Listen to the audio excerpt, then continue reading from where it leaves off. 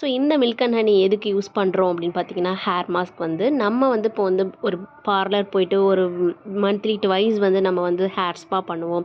So அந்த மாதிரி ஒரு பண்ணும்போது நம்ம நிறைய ஸ்பெண்ட் பண்ண வேண்டியது இருக்கும். பட் இந்த மில்க் அண்ட் ஹனி வந்து பார்த்திங்கன்னா நம்ம வீட்டிலே பண்ணிக்கலாம்.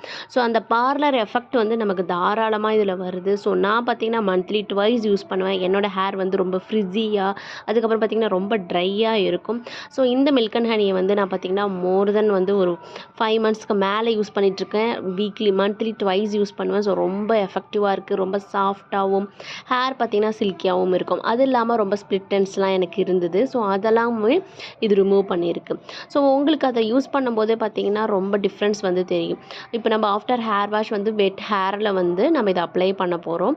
ஸோ பண்ணிவிட்டு அதுக்கப்புறமா ஒரு 10 மினிட்ஸ் வச்சுட்டு அதுக்கப்புறமா நம்ம வந்து வாஷ் பண்ணுறோம் அப்படின்னா ரொம்ப சாஃப்டாக பறக்காது முடி. அப்படியே ஸ்பா எஃபெக்டில் வந்து நமக்கு வந்து தெரியும். ஸோ மந்த்லி ட்வைஸ் யூஸ் பண்ணலாம். ரொம்பவே நல்லா இருக்குது. So go for it guys. Thank you.